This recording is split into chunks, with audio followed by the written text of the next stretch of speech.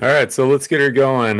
Tonight we're going to be covering seven home selling mistakes that I see common in today's market. This is in we'll say spring of 2026, but this is pretty relevant, throughout the year and throughout the years. We are constantly in a shifting market here, but these are things I'm seeing more often than not. Really hamper people's ability to sell their home. We know days on market are up, inventory is up. So, all right, let's dive into this. So, like I said, tonight we're covering seven home selling mistakes. This isn't specific to Inland Empire, but we're going to be focusing a lot on the IE. Riverside County. Let me mute that. Riverside County, San Bernardino County, and you could count other parts of Southern California. So, before you list your home in 2026, right now, make sure to watch this. But right now, I'm watching sellers across the IE leave, tens of thousands of dollars on the table from simple mistakes that are completely avoidable. And tonight, like I said, we're going to be breaking down the seven biggest mistakes that I'm seeing out there that home sellers are making, and that more importantly, how to avoid these so you can sell your home faster, make more money, and have a smoother and less stressful experience. It's a home sell. It's one of the biggest investments you're ever going to make. So it'd be nice if you could go through that transaction, with as little worry, stress, anxiety, and those negative feelings as possible. So, and if you stick with me to the end, I'll show you how to find out exactly what your home is worth in today's market. And this isn't using something, automated like Zillow or AI. These are going to be real numbers. Let me check the comments. Okay. So real quick, drop your city in the chat right now. Whether it's Moreno Valley, Menifee, somewhere in Georgia, Canada. I get people from all over. Wherever you're at, I want to give shout outs and talk about what's happening in your specific area. If as you're watching this, you want more information about your area, I could look at some numbers in real time for you. So, but before we get into the mistakes, let me tell you about who I am and why this might be relevant to you. My name is Justin King. I'm a local real estate agent here in the Inland Empire. I help people buy and sell homes all across Moreno Valley, Menifee, Murrieta, Temecula. I've been as far as Chula Vista, up as high north as Hellendale, sold homes in Compton, Watts, so all over the IE. Mainly where I focus, though, is Riverside and San Bernardino counties. So if you are new here, welcome, and thank you for tuning in. This channel, I try and do it as very little fluff and BS as possible, try and keep it as real as possible. And we talk about all over Southern California. No hype, no fluff. So if that's what you're looking for, hit the subscribe button. I am posting videos like this. I do these lives every Tuesday. I'm trying to find that best time. Lately, I've been going around 5:30, and notice I'm getting more people on the actual live. So right now, if you don't want to miss what I am posting every week, hit the subscribe button. Also on Saturdays, I am posting more longer form content, more highly edited type stuff, property tours, pros, cons, this versus that, projects coming to the area, what an actual city or area is doing. So if there's something you want to see covered, drop it in the comments. I'll be sure to make a video on it. And if you are watching the replay, hey there, everything I'm covering today will still apply. Drop a comment below to let me know you're watching if you are watching the replay. Okay, so before we get into these seven mistakes, I want to give a quick, roughly 60 seconds to give you some market context to show you exactly what's happening right now. Because we are in, and I've covered this and said this before, this is one of the most, I don't want to say bizarre markets, but it's been a strange market the last couple of months. The landscape is definitely shifting. So let me pull up my screen here. So, and this is one of my favorite tools. This is something as a realtor, what we subscribe to. This is InfoSparks. So what I'm looking for here, I can check data and analytics without having to do, the old school way of doing this was going into the MLS, and I still do that for pricing a specific property. But if I'm trying to get a general feel or a general sense of an area, a city, as far as new listings, pricing, trends, days on market, this is the tool I use. So with that said, this is in 2021 where the market, you could price high, skip a lot of the repairs and get 12 offers in a weekend. We've been out of the market for quite a while now, not a huge kept secret. Buyers in this climate, in this market, are a lot more cautious. They're doing their homework. Interest rates are still elevated compared to that time. And inventory's actually been shifting. It's on the rise. So here in the IE, the median sales price is right around 579. If you take Riverside and San Bernardino together, Riverside's about 605, San Bernardino is about 530. Throw that right in the middle, you get right around 575. And that's as of the last couple months. So if you look back about a year, we'll go back to, we'll just say March, April of 2025.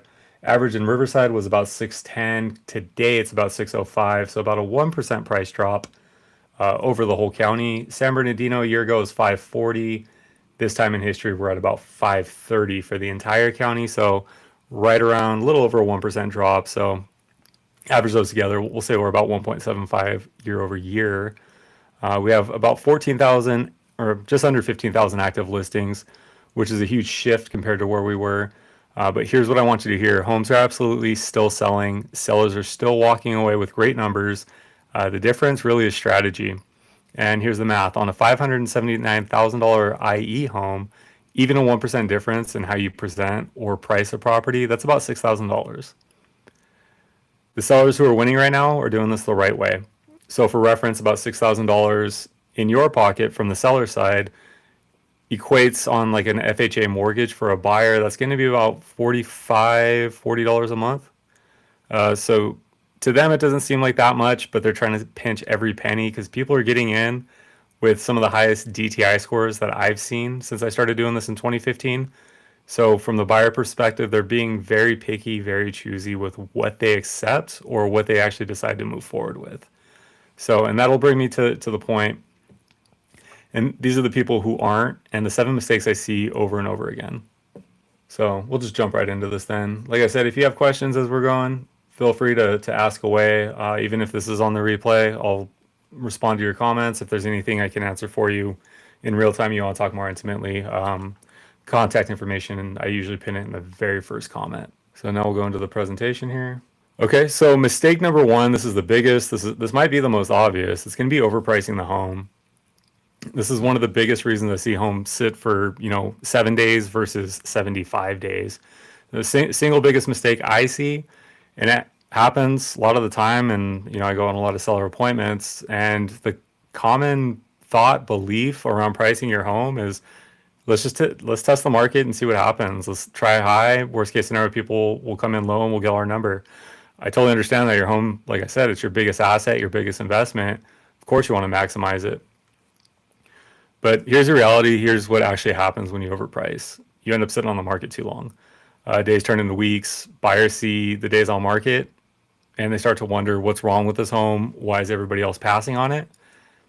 Is there something they're not telling us? Is there something we're not seeing? And then you start doing the price reductions. We call that chasing the market down. And ultimately that's the kiss of death, sorry. Because buyers now know that you're motivated and they can start coming in low. That's when you start seeing more of those lowball offers, and that's not going to come from cash investors. That's going to come from the FHA buyer looking for that absolute steal of a deal.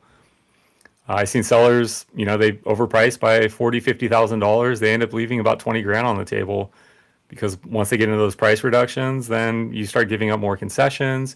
You start sitting longer. You start getting a little more. You feel more helpless. You feel more like a hostage. And a lot of this I see from sellers is they kind of have that eBay mentality where it's like, they want, let's say $600,000 for their house. Market saying their house is, $575, so they start at $600. If you're a buyer in today's market, you're not looking at $600,000 homes. You're looking at what your pre-approval is or what your budget actually allows for, which is, let's say $575. So you're completely missing that pool of buyers that's actually priced for your home. So by the time we realize that, we catch it or come to terms with it, we're probably going to start, doing those price reductions, giving up concessions. And even if we are getting those offers after about 60, 75 days at that 575, we're probably going to be paying, $10,000 to $15,000 in closing costs for rate buy downs. So now the fix for this, really it's simple. Price your house based on the real comps, current demand. Avoid trying to say this is what I need to net. Not what your neighbor told you, and not what Zillow, Trulia, Redfin, or any of those sites say. A real competitive price generates multiple showings, generates urgency, and sometimes competing offers. That's how you win. So when you go in priced at market, or what I like to do is slightly below market, that's when you start seeing those bidding wars again. I'm not talking 21 offers like we saw back then, but 2, 3 offers, we're going to get what we want out of that point. Okay, so now if you really want to see what your home is worth right now, comment below, comment value, and I'll personally send you a home value estimate based on what we're actually seeing in your area. I'll go through your actual neighborhood, look at what comparables are selling for, and send you a very detailed report. It's not a computer guess. It's not AI generated. It's not something that I just throw into a website and you're going to receive these arbitrary numbers for the next 5, 10 years. Okay, so once we go through comps, we look at days on market, we look at how long things are sitting, what types of concessions are being paid out, what it's closing at listing versus actual closing, or asking versus actual closing. We can really nail down the price. But here's the thing: price isn't the only thing buyers are reacting to before they even walk through the door. Mistake number 2 is going to be about that first 3-second impression.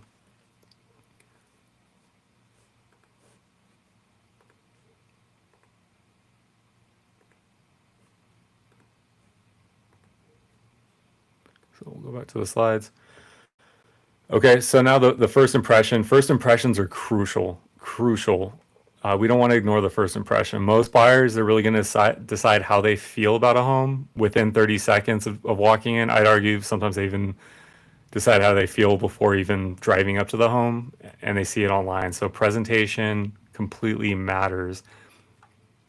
So if your home looks dark, cluttered, over personalized, dated in those first few moments, you're going to lose a lot of leverage before the negotiations even start. So I've been on hundreds, probably thousands of showings at this point. I can see it in a buyer's eyes when they're mentally checked out from the home, and that's before we even get through the entryway. Just from the smell, the lighting, the presentation. If we had to go through a bunch of hoops to get into the property, we don't want buyers second guessing that house before they even get to get a solid first impression. So now the fix for this: you want to declutter aggressively. I call it depersonalize. Deep clean everything: the baseboards, the appliances, all these things matter.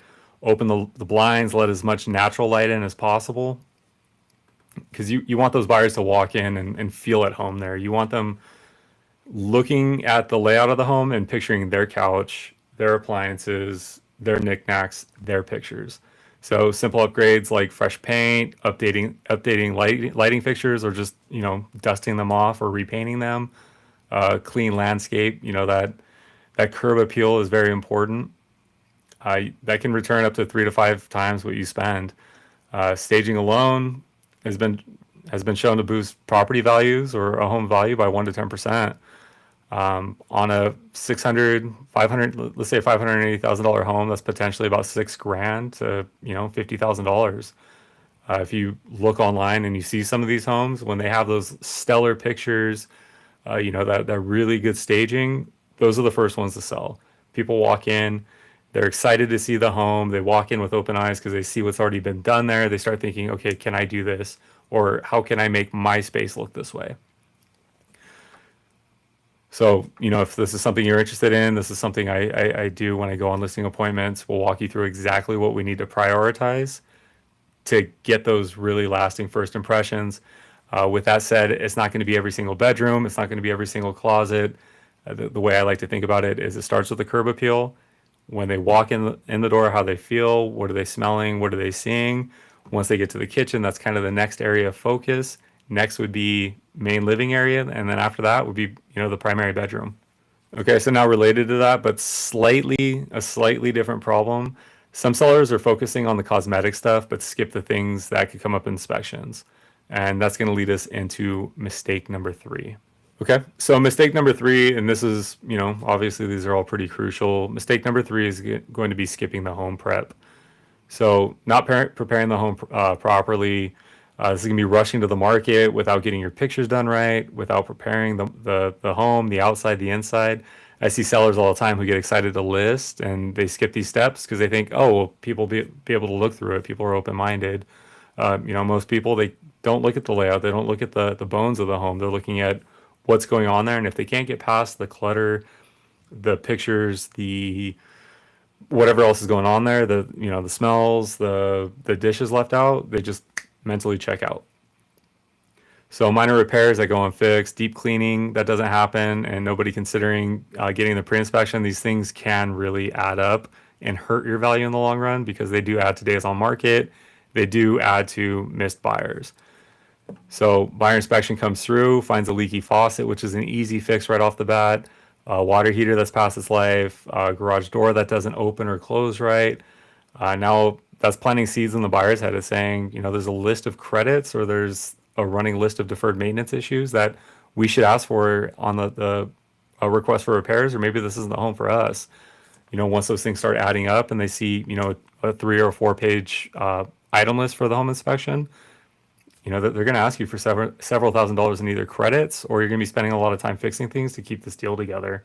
So, and here's a stat I found that I think is really relevant and, everyone should hear. About 86% of home inspections uncover something that needs fixing. So 86, that's, 9 in 10 of them, roughly. So it's not going to be a question of whether the buyer finds issues, it's when and what. Average home inspection costs about $500. That's less than the hit you're going to take when you're negotiating from really at this point a weak position. So now the fix for this, handle the obvious stuff up front, even consider a pre-listing inspection. Sounds counterintuitive, but knowing what your home's condition is before you list it puts you in a little bit more of a seat of control. You can either fix the things or price accordingly. You can say, we know there's X, Y, and Z. We don't have the money or the time, or we just don't want to deal with it. We're taking our price down by, 1 or 2% below market. Also, what that does is it builds a lot of transparency and trust with the potential buyer right off the bat. And it just leads to a more smoother, easier, seamless transaction. So, like I did say, we are in more of a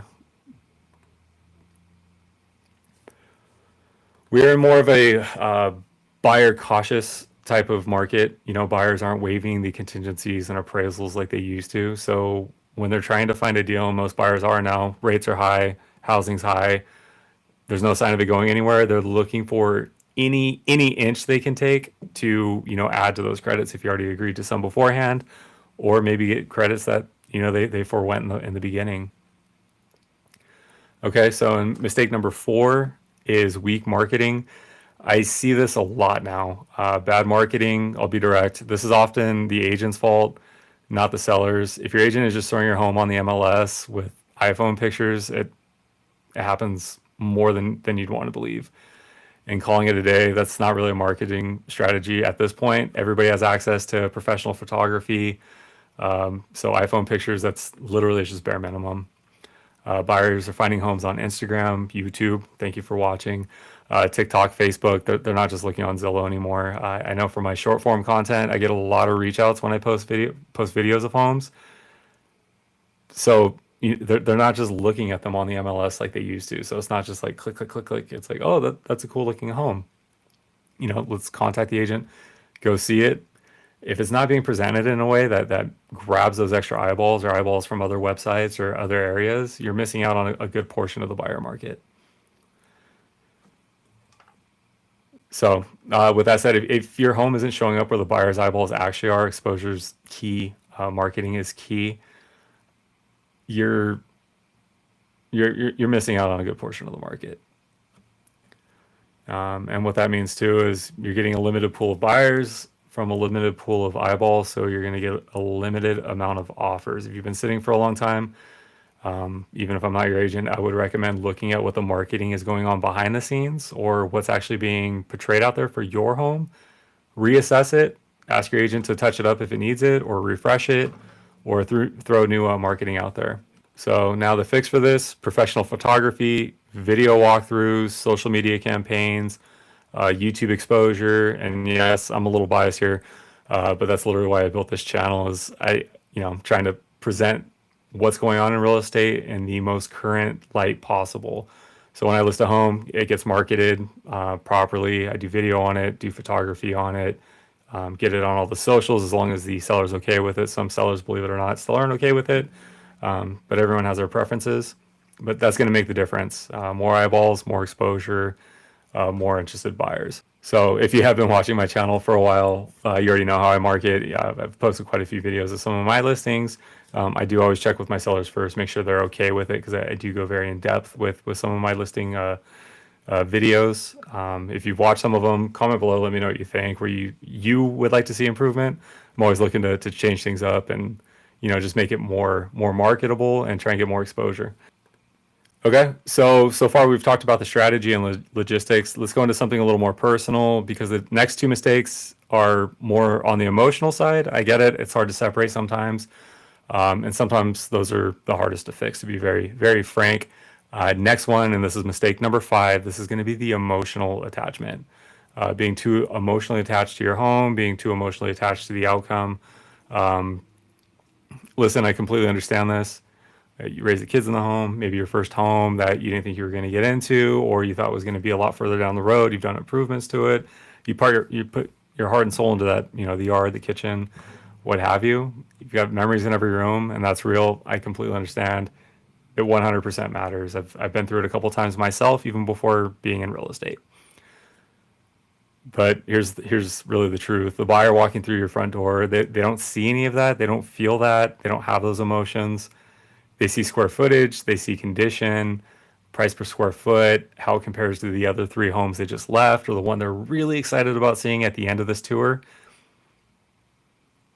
And that's what they're considering your home against. So when sellers are too emotionally attached, they take feedback personally, you resist offers, they get offended during inspections, negotiations. I've dealt with it. I've had these conversations hundreds of times, and honestly, it potentially kills deals. See it happen all the time. So now the fix for this, I don't think I pulled that slide up for the last one, but you get the idea. Okay, so the fix for emotional attachment is start making those shifts early. Being too emotionally attached to the home, it's hurting you. So make the mental shift early. The moment you decide to sell, I know this is going to hurt to hear, it really stops being your home. It becomes a product on the market, a valuable product that you want to market well and sell at the right price in the least amount of time or the easiest terms. That mindset shift really makes every part of the process a lot easier. I know it sounds a little insensitive, but really that can be the difference. So, and that emotional piece, it really connects directly to mistake number 6. And this is the one that I see kill deals a lot. And at the very end of the process, when you're almost at the finish line, or even possibly getting in the gate with a potential buyer, and that's going to be refusing to negotiate. In today's market, buyers, they do expect some give and take. That doesn't mean you have to cave on everything. Doesn't mean you have to roll over. Doesn't mean you have to give away the farm for free. But if you're completely inflexible on price, credits, repairs, timelines, you're gonna have to watch a lot of solid offers walk out the front door. I've seen sellers lose a great buyer over $2,000 closing cost credit, even though seller concessions showed up in about half. I think it was like 45% of deals the last year has some sort of concession going the other way.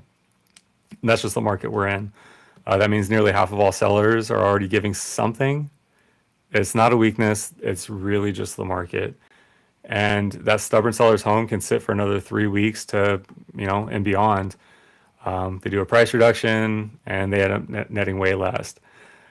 Sometimes even when that first offer comes in, even if it's not the greatest, sometimes that's going to be the best one. So it just helps to, talk to them. Communication is a big part of what we're supposed to do on my side. So just because we get a bad offer, or in the eyes of a seller, or even on our side, and I get offers all the time where I want to be offended for my seller, but I know that's not going to get us anywhere. It's not going to push the ball forward. Pride can be very costly, could be very expensive. Okay, so now the fix for this, know your bottom line before the offers start coming in. Decide in advance what you will and will not budge on. That way, when negotiations happen, you make more of a strategic decision, not emotional ones in the heat of the moment. Good agents, what separates us is they can help you think through this, walk through this, and prepare for it in advance. Like I said, about 50%, 45% of offers were giving some sort of concession the other way. when you're sitting down with your agent or you're planning things, make sure to have those numbers in mind, or that idea, or that knowledge in mind. It's going to help you in the long run. It's going to help with a lot of frustration down the road.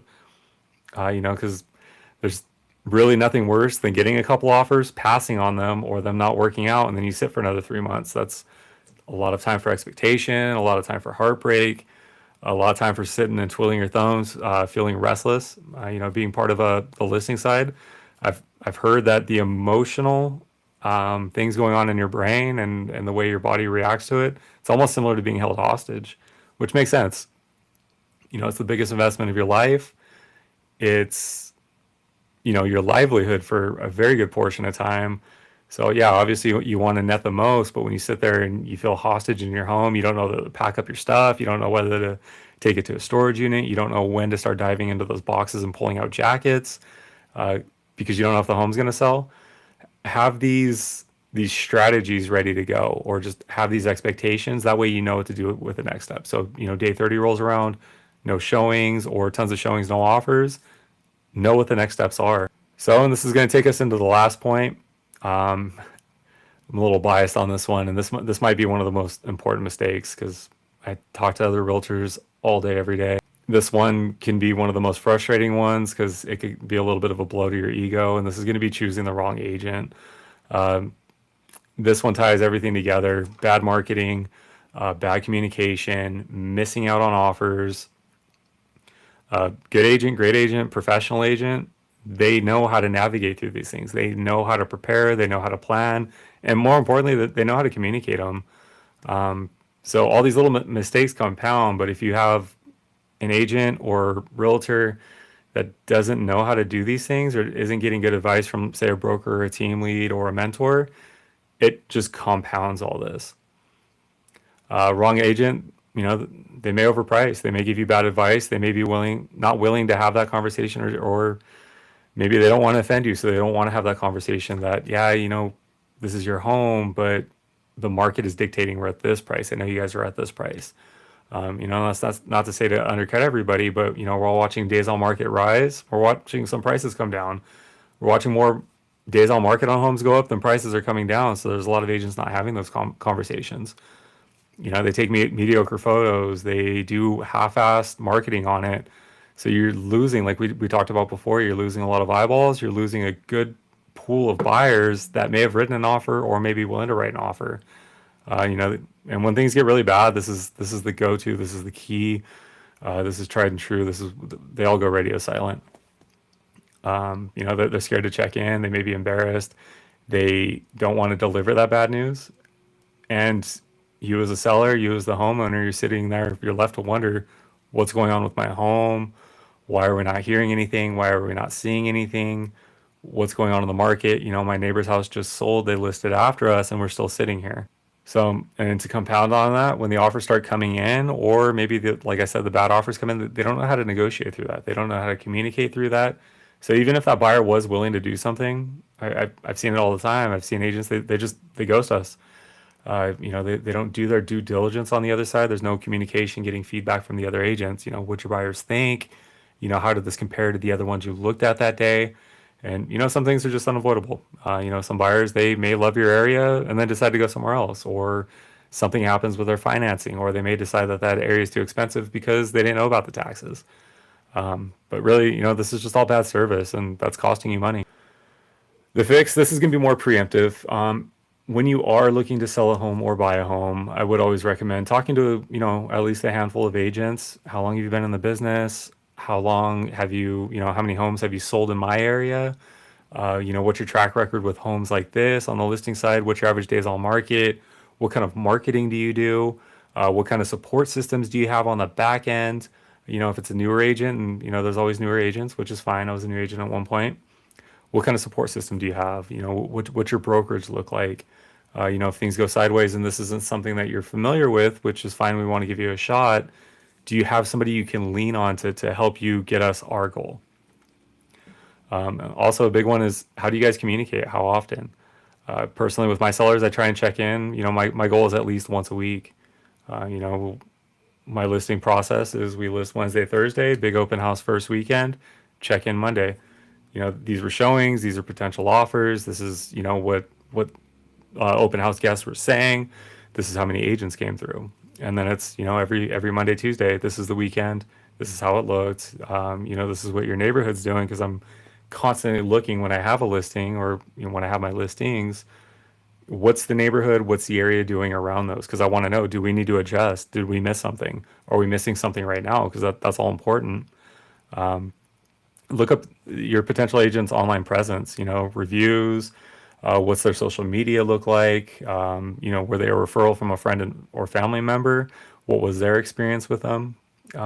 It's 2026. I think most agents, and I'm a little biased, but I really believe that most agents should have at least some sort of online presence. If anything, reviews, because we're kind of in a more internet savvy day and age. Yelp's a big thing. Zillow reviews are good. Realtor reviews, realtor.com, sorry. Google reviews. What are people saying about them? What kind of presence do they have online? What kind of following do they have online?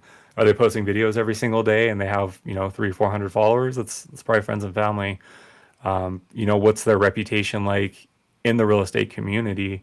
Do other realtors get along with them? Do other realtors not really associate with them? There's a few that I've dealt with, a few I deal with every year, where it's just cool. Can't wait for you to get out of the business. That was mean, but whatever, it's real. So like I said, interview agents, look them up, stalk them online. I know I get all sorts of stuff on my pages, but I got nothing to hide. So that kind of wraps it up. I don't have any questions here. So to go back through, we'll go back through our 7 mistakes and then wrap it up here. And if there's any questions I can answer for you, drop them in the comment. We'll go through them. Mistake number 1 is going to be overpricing the home. Mistake number 2, first impressions. If we're not getting first impressions, or we're not getting good first impressions, we're missing some of our buyers. Mistake number 3 is skipping the home prep. So if we're not preparing the house properly, buyers are going to see the home online and they're going to go next. And that sucks. Mistake number 4 is going to be weak marketing. So if you've prepared and you've priced right, and you're not getting the attention on your home that you feel it deserves, or you're not getting showings, you're not getting requests, you're not getting any interest, it's probably weak marketing. Mistake number 5, this is going to be the emotional attachment. And this is honestly one of the biggest ones. And like I said, I totally understand it. I'm on my 3rd house now. My first one, I brought one of my kids home to. My 2nd house, I brought my other 2 kids home to. We built a lot of memories and a big life there. I totally understand the emotional attachment. Mistake number 6, this is going to be refusing to negotiate. Like I said, sometimes that first offer, even if it looks like it sucks right off the bat, sometimes that's your best offer. And mistake number 7 is going to be picking the wrong agent. I think in Riverside County right now, there's about 200,000 I don't know if that number's right. I want to say it was like 200,000 active agents. I might be thinking California. Stat I heard is about 20% of those agents do 90% of the business, which being in it, I cross paths with a lot of the same people often, especially showing, especially negotiating. I think that's absolutely true. Like I said, about 20% do about 90% of the business. Okay, so in closing, if you avoid those 7 mistakes, you're already in the top tier of sellers prepared to actually sell and have a successful showing, transaction, escrow, and closing.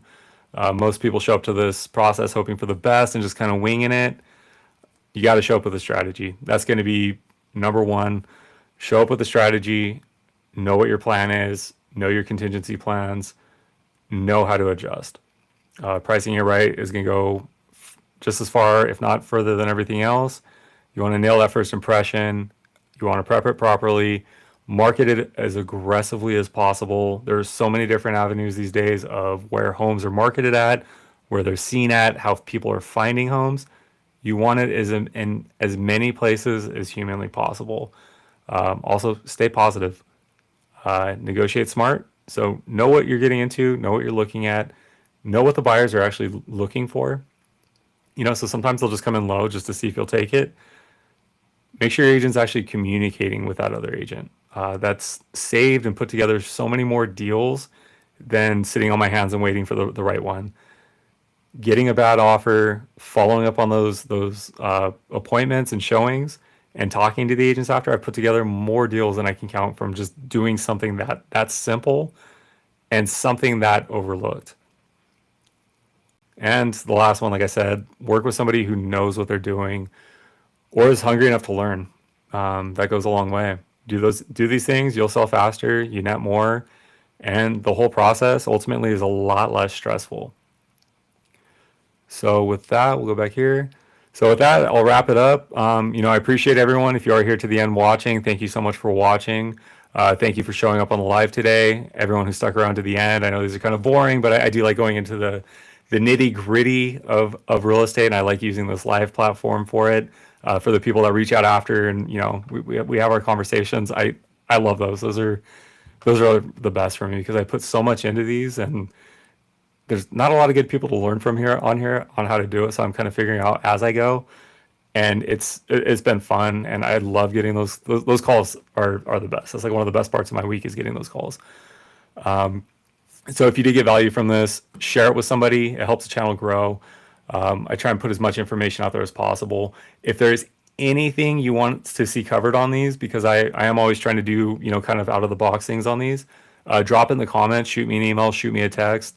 Let me know what you'd like to see covered. I would love to go in depth on it. If there's a particular part or maybe something you don't understand, escrow title, home inspection, termite, I could get somebody on here, run a full interview with them, get all of your questions answered, and go through the entire process of what those actually look like. I get a lot out of those too because they're a lot of fun. I like picking my vendors' brains and seeing what their day-to-day looks like. So again, thank you guys so much for watching. If there's anything I can do for you, comment below. Reach out anytime, days, evenings, nights, weekends. What we like to do here is help people game plan. And I know I've had a lot of conversations the last month. People that are about 6 months to a year out, whether it's, waiting for the kids to get out of school, waiting for the winter market, credit, saving for a down payment, shoot me a message. I would love to help you get game plan. So that way when December or September or January rolls around or tax return time rolls around, you know exactly what you need to do as far as how to save, how to start looking, what areas you're going to look in. So that way when you are ready, you're ready to rock and roll and hit the ground running. So again, thank you guys for watching. I'll wrap it up here and I'll catch you on the next one.